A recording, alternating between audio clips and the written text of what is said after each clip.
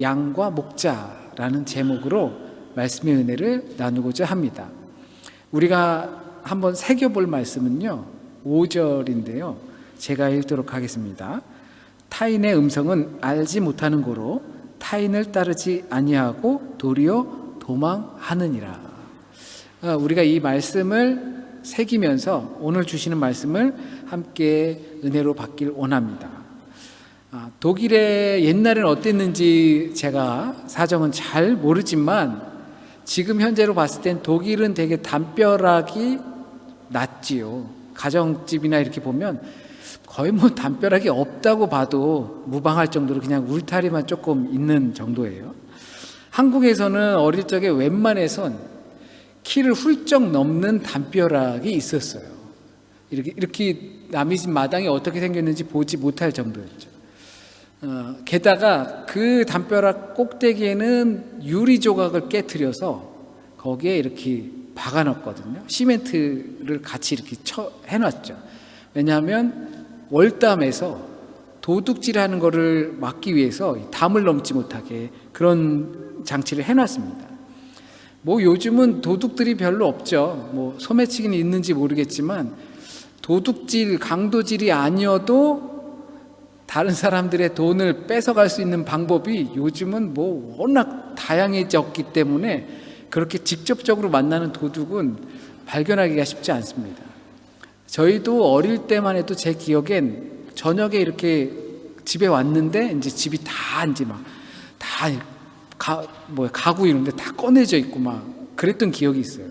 그때 제 기억으로는 제 돌반지인가 형님의 돌반지인가가 없어졌다 이런 기억이 있거든요. 그때 어릴 때는 참 도둑이 많았었던 것 같아요.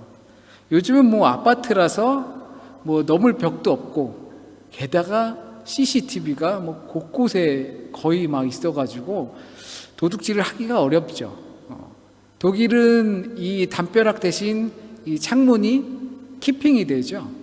키핑이 되니까 이건 또 조심하셔야 돼요. 아래층에 사시는 분들은 키핑해 놓으면 거기에 사람이 들어갈 수 있다는 거 다 아시죠? 롤라덴을 내려도 롤라덴을 올리고 그 키핑된 부분으로 사람이 들어갈 수 있다는 거, 그런 경험들 있으신 분들 분명히 계실 거예요. 조심하셔야 됩니다. 이 오늘 본문에서는 마치 그 담을 넘는, 그러니까 물리적 담이 아니겠죠? 종교적 담을, 월담을 하는 사람들에 대해서 살짝 보여주는 듯 합니다. 오늘 본문은 우리에게 매우 익숙한 본문이에요. 양들이 그의 음성을 아는 고로 따라오되 또 후에 선한 목자는 양을 위해 죽나니, 이렇게 우리에게 익숙한 말씀이 있는 본문이 바로 10장입니다. 이런 유명한 본문들이 있습니다. 요한복음에서는 예수께서 자신이 어떤 존재인지를 여러 차례 반복합니다. 나는 목자다. 나는 양의 문이다. 나는 포도나무다. 나는 생명의 떡이다. 이렇게 자기 자신에 대해서 가르쳐 주셔요. 나는 어떤 존재다라고 계속해서 반복해서 중요한 시점마다 말씀하시는데, 오늘 본문에서는 나는 양들이 다니는 그 양의 문이다. 나는 못 알아먹으니까 하는 소리예요. 나는 선한 목자다. 여기에선 특별히 양과 목자, 그리고 양과 도둑의 정체성, 이 서로 간의 관계를 통해서 우리가 오늘 말씀을 들여다봤으면 좋겠습니다. 딱 보면 적어도 한 3부류의 종류의 이 등장인물이 오늘 본문 속에서 나타나는 걸로 보입니다. 먼저는 목자겠죠.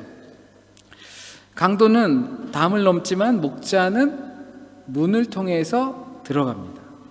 그런데 강도와 목자의 동일한 목적은 그 우리 안에 들어가는 거였습니다. 하지만 더 자세한 목적은 서로 완전히 달랐죠. 강도는 거기 들어가서 양들을 해치기 위한 거고, 목자는 그 안에 들어가서 양들을 풀어주기 위해, 양들에게 자유를 주기 위해, 양들에게 생명을 주기 위해 그 안에 들어간다는 목적이 있습니다. 본문을 통해서 보면 누가 목자인지, 누가 또 강도인지 분명하게 나타납니다. 그런데 우리가 살아가는 현실 세계에서는 분간하기가 어려워요. 누가 목자인지, 누가 나를 해야 할 강도인지, 나에게 생명과 자유를 줄 자가 누구인지 분간하기가 너무 어렵습니다. 그래서 예수께서 말씀하셨어요. 자신의 정체성, 아이덴티티를 더 정확히 이야기합니다. 나는 선한 목자다. 선한 목자는 어떻대요? 양을 위해서 죽는다고 합니다. 강도는 양을 탈취하지만 선한 목자는 그 양 대신 죽는 겁니다. 그래서 목자가 아니라 선한 목자다라고 이야기합니다. 이 부분은 우리가 당연히 잘 아는 부분이에요. 왜 잘 알까요? 나와 직접적인 관계가 있어요. 나에게 어떤 유익을 줄 수 있는 부분이기 때문에 더욱더 잘 알려진 거예요. 나는 선한 목자다. 예수께서 그 하신 말씀이 우리에게 나를 자유롭게 해주실 거라는 것을 알기 때문에, 그렇기 때문에 익숙한 본문입니다. 그렇다면 그런 선한 목자가 있다면 다른 목자도 있겠죠. 그거를 보통 우리는 일반 목자, 그냥 목자, 대부분의 목자, 대다수의 목자, 보통 목자 이렇게 부를 수도 있을 겁니다. 그런데 성경에선 그걸 일반 목자, 보통 목자, 그냥 목자, 대다수의 목자라고 부르지 않고 삭군 목자라고 성경에선 말을 합니다. 돈을 받고 목동을 치는, 그러니까 양들을 치는 목자를 가리키는 겁니다. 사실 삭군 목자는 돈을 받고 고용된 목자라는 뜻인데, 이게 우리 안에서 약간 편견을 갖게 되어 있어요. 목자랑 삭군을 붙여서 사용하니까 이게 왠지 어울리지가 않는 듯 한단 말이죠. 이 삭군 목자는 돈을 지불하고 고용해서 양을 치는 사람인데요, 나 대신 내가 고용했기 때문에 대신 내 양을 치는 사람이에요. 내가 양이 많거나 아니면 내가 그걸 돌볼 시간이 없거나 이럴 때 나를 대신해서 양을 쳐주는 목자, 그 목자가 삭군 목자입니다. 하지만 이들도 자신의 목숨이 먼저예요. 돈을 받고 다른 사람의 양을 치지만, 예를 들면 월급 받고 양을 쳐요. 그런데 양을 들판에서 치다 보면 공격들이 들어오죠. 늑대가 오고 사자가 오고 그럴 거란 말이죠. 그런데 용감하게 다윗처럼 물맷돌로 다가오는 이 늑대나 사자들을 딱 던져서 해결할 수 있겠지만, 이들의 특징은 혼자 다니는 특징이 별로 없어요. 특히 이리떼 같은 경우는 떼를 지어서 다니죠. 떼를 지어서 그 양들을 공격하면 목자는 물맷돌을 계속 던지고 있어야 될까요? 아니란 말이죠. 그 자리를 도망쳐야 돼요. 목자가 살고 봐야 되니까요. 물론 삭군 목자가 아니라고 해도 내 양이에요. 내가 내 양을 돌보고 있다가 이리떼가 오면, 물론 그게 내 전부의 재산이지만 그래도 사자한테 내가 죽을 수는 없잖아요. 나라도 아마 내 거라도 도망을 칠 거란 말이죠. 목숨을 부지해야 되니까. 그랬을 경우에 이 주인도 그러한 상황에 도망쳐 나온 이 삭군 목자라고 하는 사람을 질타할 수 없는 부분이 바로 유대 시대에 있었다라는 겁니다.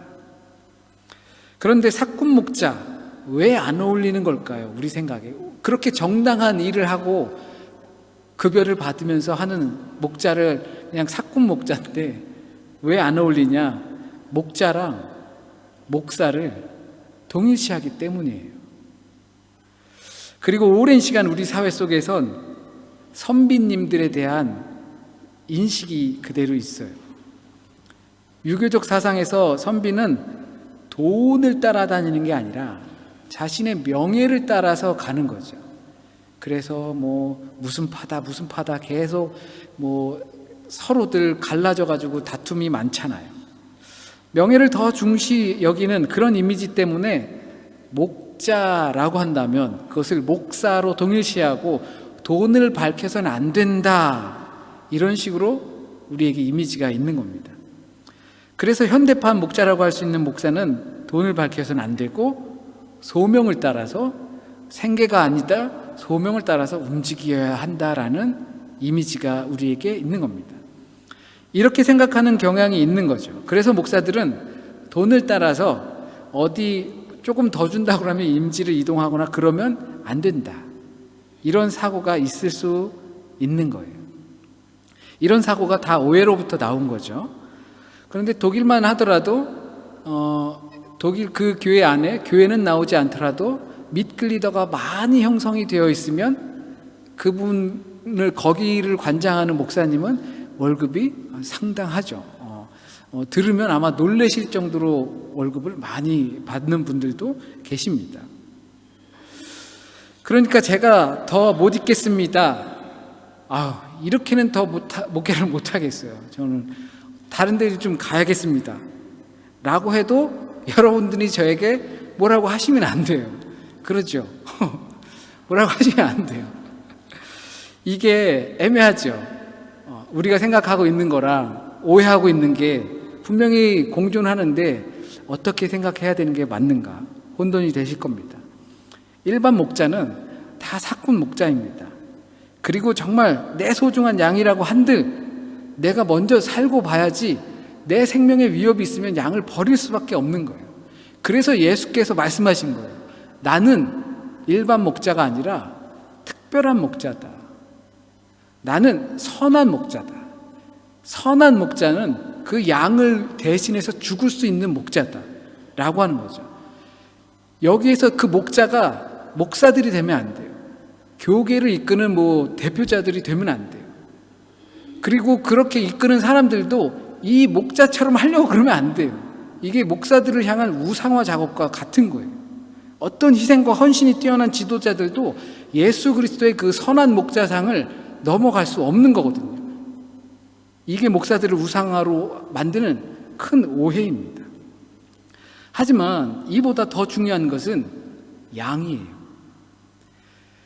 우리를 구하는 선한 목자가 예수 그리스도인지, 생명이 이건지 저건지 구분하는 건 양이라는 거예요. 이미 다 알려주셨어요. 여기가 생명이고 진리의 길이고 내가 선한 목자다. 하지만 그것을 분별하며 가는 거는 우리 양에게 달려있다라는 겁니다.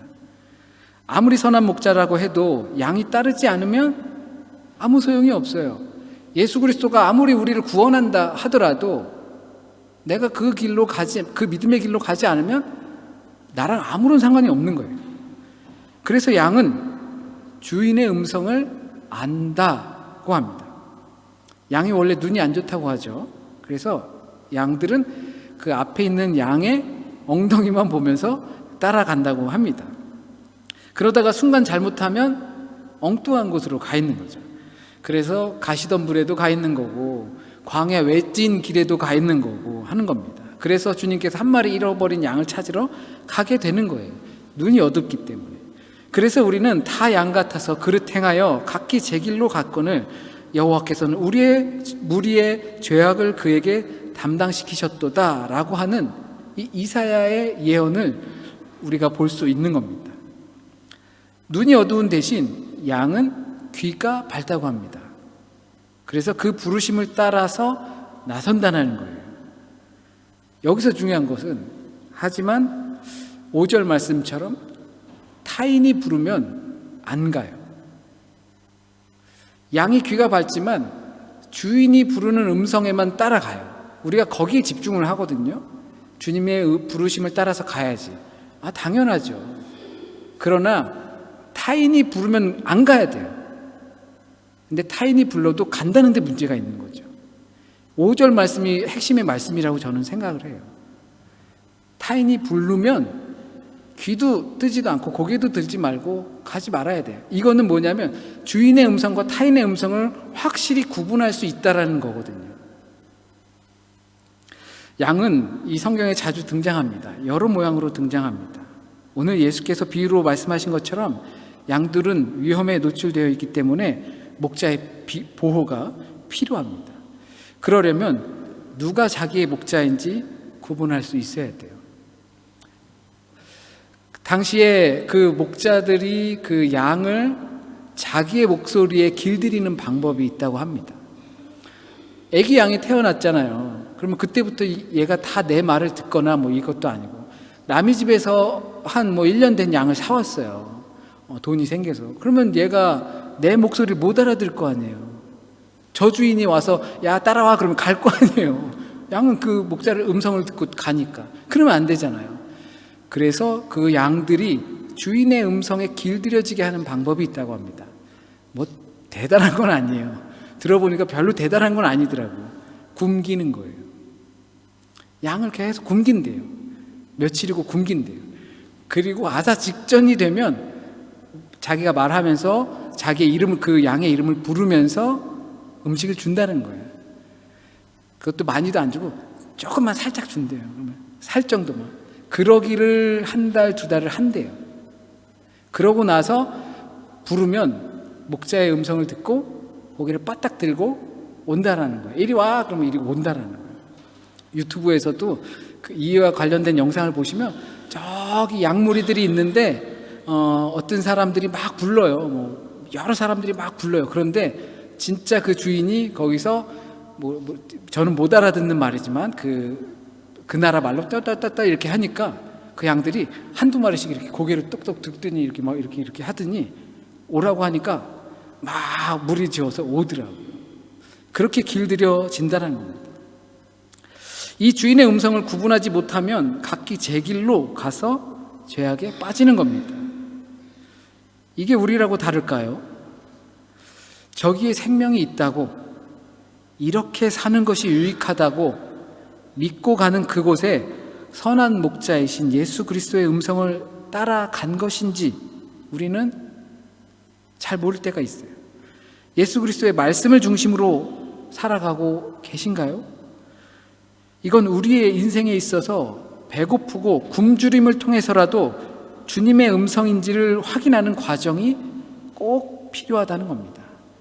배고프고 굶주림의 역사가 우리에게 있기를 바랍니다. 근데 이건 또 듣기 싫죠. 이게 있어야 양이 주인의 목소리를 구별하는 훈련으로 들어간다는 거거든요. 다른 사람의 음성은 안 가고. 그런데 우리는 이 과정은 빼고 싶어요. 나를 믿는 거죠. 나는 주인의 음성과 타인의 음성을 구분할 수 있어. 그러면서 여기에 생명의 길이 있어, 여기에 유익이 있어 라고 하면서 가지만 그것이 과연 주님의 말씀을 중심으로 간 길이냐라는 걸 우리는 분명히 해야 합니다. 적어도 정답을 찾지 못했다면 오답이라도 피해가야 하는 겁니다. 바른 길을 모르겠다면 잘못된 길이라도 가지 말아야 하는 겁니다. 그게 바로 타인이 부르면 도망가는 겁니다. 듣지도 않는 겁니다. 이 길은 생명의 길이 아니다. 이 길은 당장 유익해 보일지 모르지만, 맞다고 생각이 들지 모르지만 그릇된 길이다. 나를 죄에 빠지게 하는 길이다. 사망에 이르게 하는 길이다. 헛된 길이다. 의미 없는 길이다. 라는 것을 구분할 수 있는 오답 노트가 우리에겐 필요한 겁니다. 대부분의 그리스도인은 그것을 알고 있어요. 맞는지 틀리는지 알고 있어요. 다만 우리의 욕심 때문에 그것을 혼돈하는 경우가 있는 거죠. 그리고 나서 거기에 정당화를 하게 되어 있는 겁니다. 이 모든 것을 다 알고 있지만 행할 용기가 나오지 않는 거예요. 그게 믿음입니다. 다 알고 있는 것, 주님께서 우리에게 원하시는 말씀이 무엇인지, 삶이 무엇인지 다 알고 있는 것을 행할 용기, 그것이 믿음입니다. 양과 목자의 관계가 없이는 그것이 나올 수가 없습니다. 예수께서 진정으로 나의 목자가 되신다면, 그 목자의 인도하심을 경험하고 싶다면 우리가 그 양이라는 사실을 잊어서는 안 됩니다. 그 음성이 어디 있나?